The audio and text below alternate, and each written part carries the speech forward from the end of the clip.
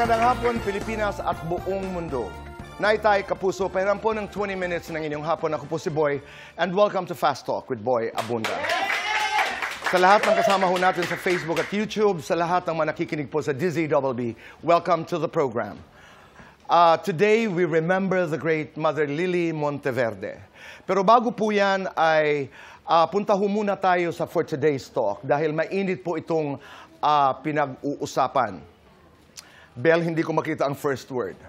Iimbestigahan po, Naitay Kapuso, ng Senate Committee on Public Information and Mass Media ang kasong sinampa ng Sparkle artist na si Sandro Mulak laban sa dalawang independent contractors ng GMA na sina Jojo Nones at Richard Cruz.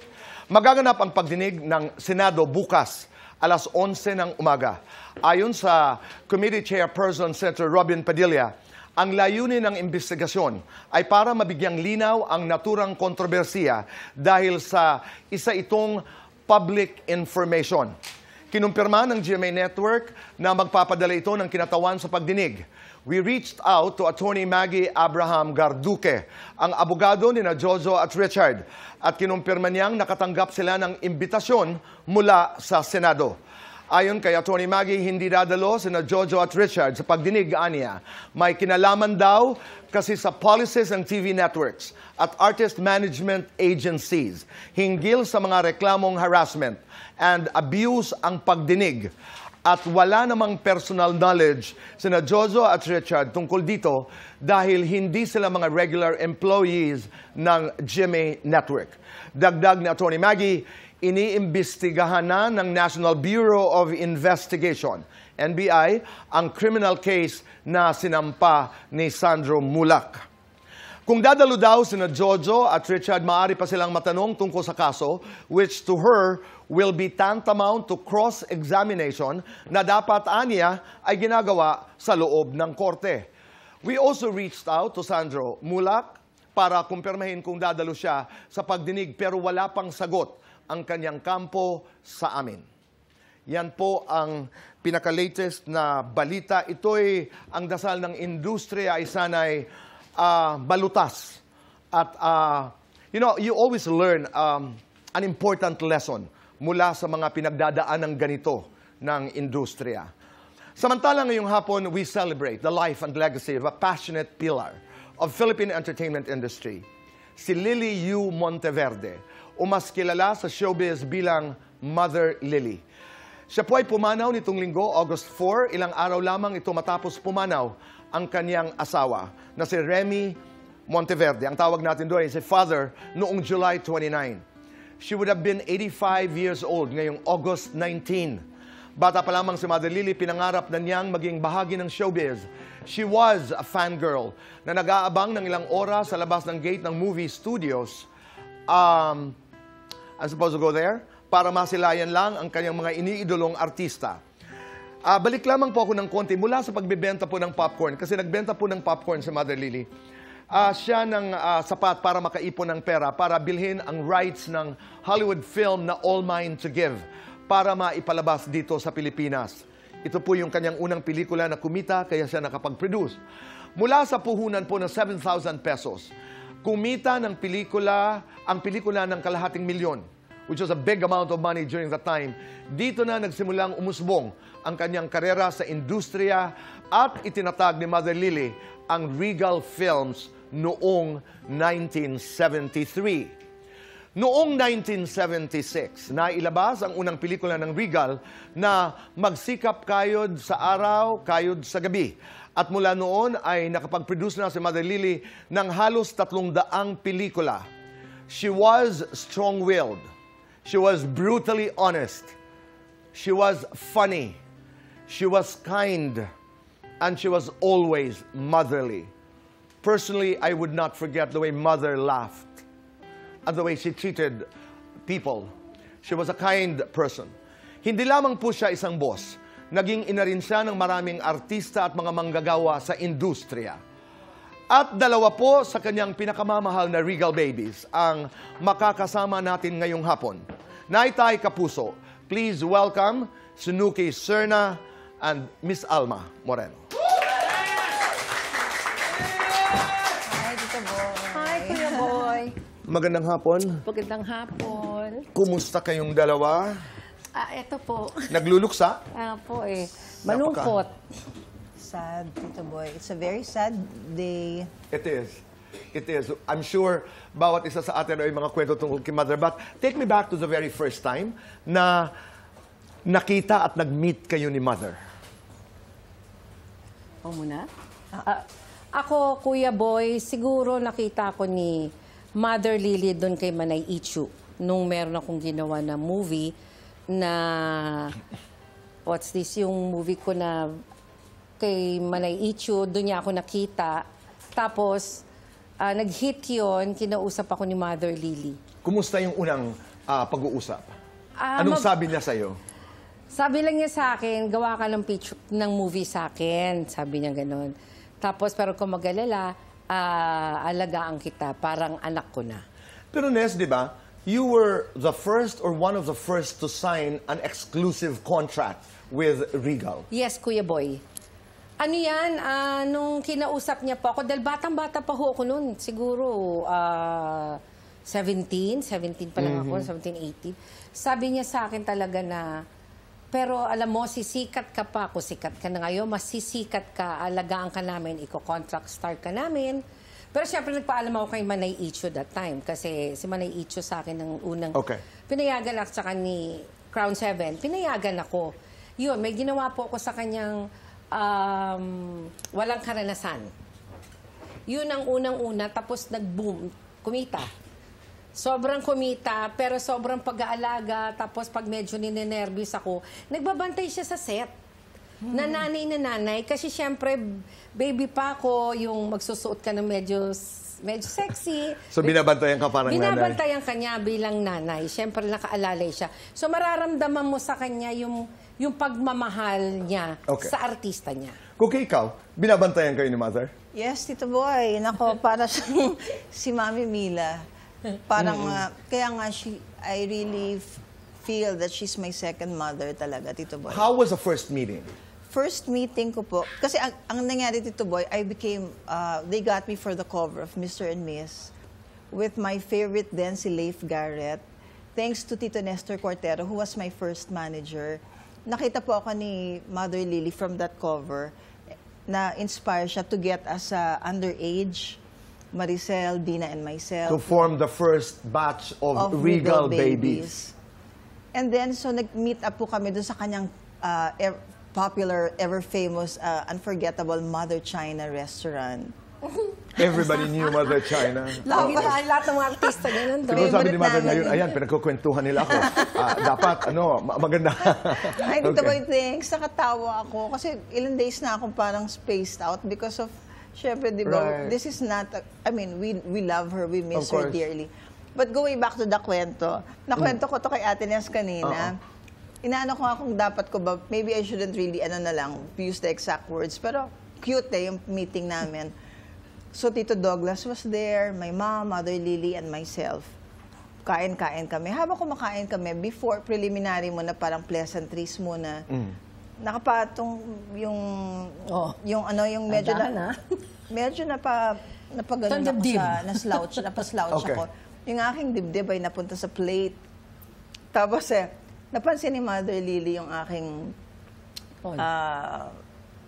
ample. Wow, ample. Okay. Yung aking asset somehow. Tapos sabi niya, sisikat ito. Ganda-ganda. Alam mo, Tito, she was like that. Hindi ko po masabi. Yeah. But Tito Boy, yung now looking back, thinking back, parang nakakamiss yung mga ganong, yung mga punchline ni Mother, yung sense of humor niya, yung kabaklaan ni Mother, yung warmth niya just the same na, she's really one of a kind. She knew what would work. She knew what would work. Yeah, and sasabihin niya sa inyo. There was a time, may mga kwento-kwento pa nga noon, Nes, Cookie, na nagsiselos ang mga anak sa mga Regal babies kasi pinagagamit yung kwarto, yung mga auto. Lahat, Kuya Boy, sa bahay niya, walang pakialam niya, pwede kami lahat gumalaw, ano dyan, anong pagkain mo, alaga niya kami lahat. At siya si Mother Lily, pag galit-galit, pag natutuwa, natutuwa. Pag galit sa amin yan, walang pakialam yan. Ganun siya. Ganun siyang... Bakit ka, do you remember the first time na kinagalitan ka ni mother? Ay, hindi. Minsan kasi matigas din ulo ko. Oo. Pag na-inlove daw ako, bawal. Hindi, pero si Mother Lily, ang Ito grabing... naman, alam na natin yun. Pero si Mother Sabi Lily... siguro ni mother, ayun, totoo Oo, yun. sabi ni... Si Mother talagang natutuwa ako, Kuya Boy, sa kanya. Alam niya kung paano tumingin. Meron. Di ba? Meron siya. Sobra. Pag nakita niya yan, yan. Yung batang niya may mararating yan. So, hindi nagkamali. Kasi sa amin noon, pag nakuha ka, pag regal baby ka, wow, regal baby Oo, kami. that was a badge. Cookie, Diba? right? Yeah, badge of honor yun. Badge Tito of Boy, honor. yung ibang level namin, pag sinabing regal baby ka, parang you are a royalty. Parang ano yan, kumbaga para kaming mga high-end na mga artista for lack of a more intelligent is word. very apt. Royalty. Pero mabilisan lamang dahil, mother, 20 minutes lang po ang aming Mother, we oras. love you. Pero sandali, nakagalitan ka. Mabilis lang. Naku, maraming beses, Tito Boy. Maraming beses. Yes. Nagsuot ba kayo ng magic camisón? Nagsuot ka? Unang-una Ako ako, rin, Kuya Boy. Unang-una. What film was that? Hamog. Hamog, Bata si Bata pa si Isabel. Isabel. Yes. Dahil Kumusta ba? sunod-sunod na yun. Ano yun? Iba yun? Iba yung kamison mo? Iisa lang yun? Yes. Kung ano yung ginamit ko, Kuya Boy, napasa-pasa na yun. One and only kamisyon until naluma na lang. Alam na, niyo Tito kung Boy. nasaan ngayon yung kamison? Ay, alam mo ko kay saan Mother kaya, Lily. Okay. Hindi kasi yung magic kamison na yan, kaya nasabi kasing magic kamison, kasi lahat yung ginawa ko, nag-hit. Tapos nung ginamit na ni Cookie, ginamit na nila lahat. Nag-hit lahat yun, Kuya Boy, yung gumamit ng...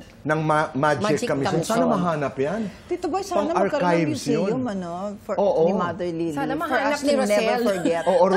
I'm sure. Yeah, Rosel. Oo, sana. May- What is your fondest memory of mother? Meron ba siyang mga paborito? Kung meron kayong ipagpapasalamat sa kanya ngayon, ano ito? Lahat ng ito ay pag-uusapan ho namin sa pagbabalik po ng Fast Talk with Boy Abunda.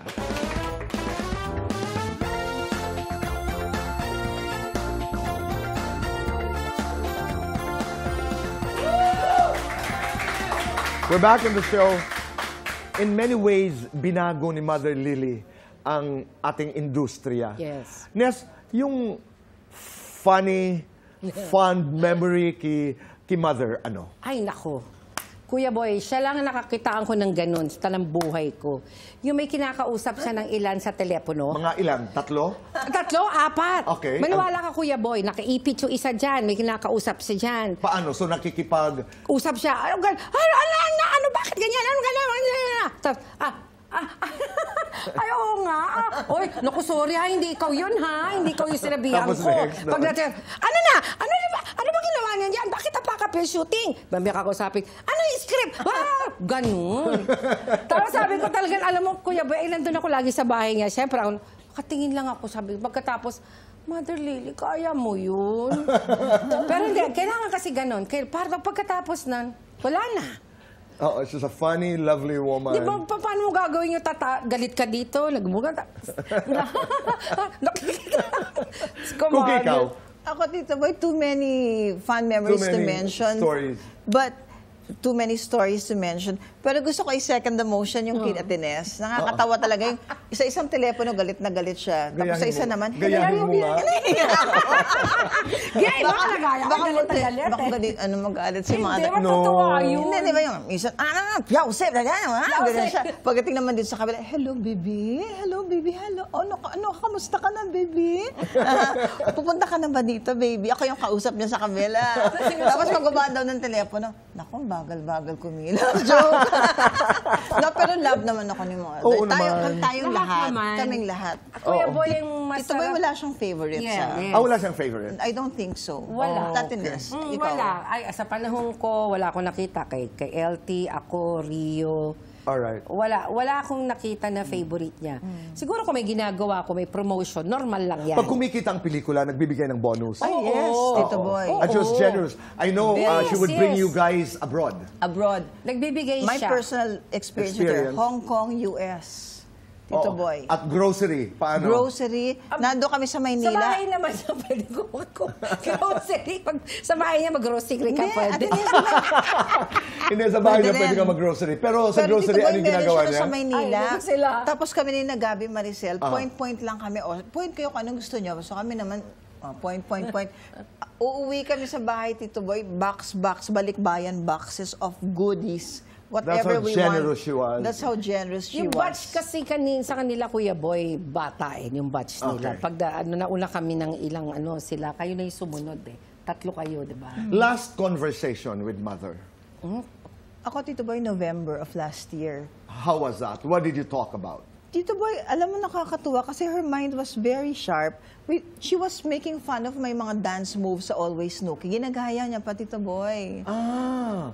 So, talaga, I never expected for this to happen. Kasi if you were to look at her from the outside, si Mother magaling, she's strong eh.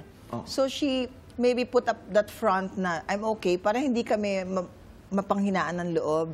So she was talking to Dina and myself, Leo was with us, na casual lang, though we've noticed na yung voice niya nag-change. At madalas kang masabihan na ang ganda-ganda mo pa rin. I'm sure si Tito Miss Boy, Bo talaga, sinasabihan, di ba? Talaga, She would usually tell you that. encouraging. Totoo. Oo. Maganda ka pa rin. Exacto, Tito Malambing Boy. si Mother Lily kasi. Last yung pagkikita, medyo Ako matagal hindi, na. Naging busy ka sa Busy ako politics. sa Oo. politics. Pero Kuya Boy, nung nalaman ko na may cancer siya, nasad ako. Siguro ang inaano ko ng is prayers para sa kanya. Kung meron kayong ipagpapasalamat, paano kayo binago? How your lives were changed and touched by mother? Paano niyo pasasalamatan siya? Ikaw, Ness. Ako, gusto kong pasalamatan si Mother sa sobrang alaga niya po sa akin nung time na yon. Bumaba man yung career ko, tumaas kasi po 3 beses ako nanganak. Bumalik po ako nanganak. Naroon pa rin siya. Bumalik po ako. Never po akong pinabayaan ni Mother Lily. Down po ako, walang-wala ako. Ang una pong tumutulong sa akin si Mother Lily. Hindi mo na ho kailangan hingian. Pero mararamdaman niya dahil nanay na namin po siya eh. You know si Mother, maski matagal ka niya nakita, pero pag nalaman niya may problema ka, nandyan. Kaya ho, yung nalaman ko na may sakit siya, sabi ko, nako, ang daming masasaktan nito. Ang sabing kawawan man, ang daming mga artista to, sana nakita niya, matutulungan pa niya. At saka nagluluksa talagang industriya. Cookie, ikaw. Tito Boy, on a serious note, here we are yung reminiscing yung mga patawa ni Remembering Mother. her, yeah. Remembering fondly. But, you know, the other side of Mother Lily is that she's so maternal to a fault sometimes sa akin, ha, Tito Boy. I mean, siguro I want to take this, I know she's still here with us, to say sorry also. Kasi, you know, Tito Boy, syempre, may mga times din akong napagdaanan na naging, ano rin ako siguro medyo problematic. But Mother was always there to understand, to be by my side. There was a time na talagang nasa sala siya natutulog just to make me feel that she's supporting me, just to snap me out of the depression. And very gracious siya in every way. She nurtured you. She nurtured me. Right. And if it were not for Mother Lily, nagpakasangkapan sa Panginoon na tulungan kami, hindi siguro magiging maayos sa mga buhay namin ngayon. Okay. Mother, ay hindi magugustuhan yan if I don't do fast talk kahit maikli. Parati niyang sinasabi yun. Okay? Kaya mabilis na mabilis. Babies, mommies. Babies. Royal, regal. Royal. Underage, overage. Underage. Sa mga regal babies, sino ang laging natitilian? Ako. Joke. Sino ang pinaka-favorite? Wala, no? Wala. Sino ang pinaka-pasaway? Ako. Sino ang madalas mag-advance? Tama siguro si Mother. Sino ang sinuspend? Wala naman. Ay, wala akong alam. Biggest hit movie ninyo Wala. sa Regal? Walang Underage. karansan, Bomba Star. Dami. Okay, biggest talent fee nyo sa Ang dami, Regal. hindi ko rin maisip. Ilang figures? Maliit lang. Biggest, Tito Boy, Talent sorry. fee. Ba, 500,000. Wow. Tama, Naging 500. boyfriend nyo sa Regal? Albert Martinez. Ako wala. Guilty or not guilty, humingi ng bonus kay mother. Ako. Guilty. May sinumbong na artista kay mother. Not guilty. Tumaka sa shooting. Guilty. Pumasok na may hangover. Not guilty. Naging pasaway kay mother. Guilty. One word, describe mother. Mabait, sobrang mapagmahal. She is my mother, Lily. Maternal. Mahal ko si Mother Lily dahil Nag-iisa siya. Nag-iisa siyang nagmahal sa akin at talagang tumulong mula sa I second the motion. Tess. Maraming salamat. Thank you, Tito Boy. At tayo'y nakikiramay po sa pamilya Monteverde. You have our love and respect. Maraming salamat. Naitay Kapuso, sa inyong pagpapatuloy sa amin araw-araw. Maraming salamat. Mahal ho namin si Mother Lily. She was a kind woman. And we will see you again tomorrow. Goodbye for now, and God bless.